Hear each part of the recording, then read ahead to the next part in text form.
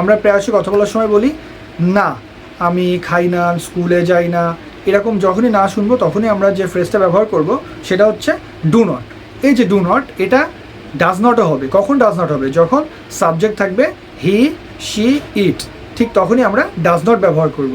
R does not বাদে, হি, she, ইট বাদে যা থাকবে, অর্থাৎ first person singular number, first person plural number, অর্থাৎ I, we, second person singular, second person plural অর্থাৎ ইউ, ইউ, আর থার্ড পার্সন প্লুরাল অর্থাৎ দে, যখনই আই, উই, ইউ, দে থাকবে তখন আমরা না শুনলে ডু নট ব্যবহার করব। আর যখন আমরা থার্ড পার্সন সিঙ্গুলার থাকবে অর্থাৎ হি, শি, ইট থাকবে তখন ডাজ নট ব্যবহার করব। মোট কথা, যখনই আমরা না শুনবো তখনই আমরা do not, does not, do not, does not, do not, does not, না থাকলে আমরা either do not or does not. এই ডু নট, ডাজ নট এর ক্ষেত্রে আমরা পার্সনটা খেয়াল করব। তাহলে মোট কথা ছিল যে সাবজেক্টটা কী হয় তারপর ডিপেন্ড করবে, আর না, না শব্দ প্লাস সাবজেক্ট এই দুটোর উপর ভিত্তি করে আমরা ডু নট কি ডাজ নট এটা বসাবো। এখন যদি বলি আমি চা খাই না, সেক্ষেত্রে আমি কি বলবো? I don't take tea. আমি চা খাই না, তাইলে I do not take tea. এখানে আমি বলছি, আমি কি ছিল? ফার্স্ট পার্সন, যেহেতু ফার্স্ট পার্সন। আবার বলছে কি চা খাই না, না থাকলে তো ডু নট। এখন এই ডু নট কি ডাজ নট, এটা কি ছিল? সাবজেক্ট অনুযায়ী, সাবজেক্ট ছিল আমি, তাই জন্য ডু নট। এখানে যদি বলি আমি চা খাই না, আই ডোন্ট টেক টি। চা, এই যে খাওয়া, আমরা যেহেতু ভাত খাই বা ভারী খাবার খাই সেক্ষেত্রে আমরা ব্যবহার করব ইট। ইটের ক্ষেত্রে, ভারী খাবারের ক্ষেত্রে আমরা হ্যাভটা ব্যবহার করবো, এটার থেকে হ্যাভটা বেশি অ্যাপ্রোপ্রিয়েট। আমরা যদি পানি খাই সেক্ষেত্রে আমরা ড্রিঙ্ক ব্যবহার করব। আমরা যদি কোনো কিছু চাবাই সেই ক্ষেত্রে আমরা চিউ ব্যবহার করব। আর আমরা যদি কোনো কিছু সিপ করে বা একটু একটু করে খাই সেক্ষেত্রে আমরা টেক ব্যবহার করব। চা, কফি এর ক্ষেত্রে আমরা টেক ব্যবহার করব। আমি যদি বলি আমি চা খাই, তাহলে আমি চা খাই না, ঠিক আছে, আমি চা খাই না, সেক্ষেত্রে বলবো আই ডোন্ট টেক টি। আমরা চা খাই না, we do not take tea.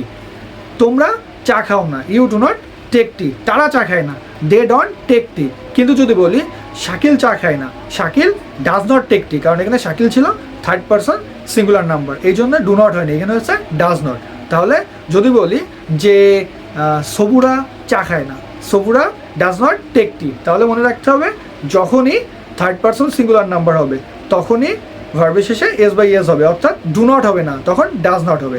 মনে রাখবো আমরা যে বাংলায় বাক্যের শেষে না থাকলে, যখনই না থাকবে তখনই আমরা ডু নট কি ডাজ নট, না থাকলে ডু নট, ডাজ নট। এখন আমি যদি বলি যে আমার কলমটা লেখে না, এখানে আমার কলমটা কোন পার্সন? Third person. তাহলে আমি কি বলবো? My pen does not write. আমার কলমটা লেখে না, my pen does not write. এখন যদি বলি যে আমি রাতে খাবার খাই না, সেক্ষেত্রে বলবো কি আমি I do not eat at night বা I do not have my meal at night. আমি বিকালে খেলি না, I don't play in the evening.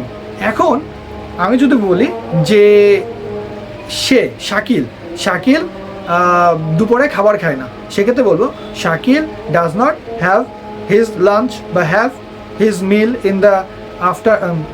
সেক্ষেত্রে আমি বলবো, আমি যদি বলি যে শাকিল বিকালে খেলতে চায় না, সেক্ষেত্রে আমি বলবো Shakil does not play in the afternoon. তাহলে এই যে আমি বললাম যে শাকিল বিকালে খেলে না, শাকিল কোন পার্সন ছিল? শাকিল ছিল থার্ড পার্সন। যখনই থার্ড পার্সন থাকবে ঠিক তখনই আমরা ডাজ নট ব্যবহার করব। আর যখনই first person singular plural, second person singular plural বা থার্ড পার্সন প্লুরাল থাকে তখন আমরা কী ব্যবহার করব? তখন আমরা ব্যবহার করব ডু নট। তাহলে না থাকলেই ডু নট কি ডাজ নট, না থাকলে do not does not, do not does not, এটা আমাদের মাথায় রাখতে হবে। না থাকলে ডু নট কি does not, third person singular থাকলে ডাজ নট, আর যদি থার্ড পার্সন সিঙ্গুলার না থাকে, third person plural, second person plural singular আর ফার্স্ট পার্সন সিঙ্গুলার প্লুরাল থাকে, সেই ক্ষেত্রে আমরা ডু নট ব্যবহার করব। Thank you.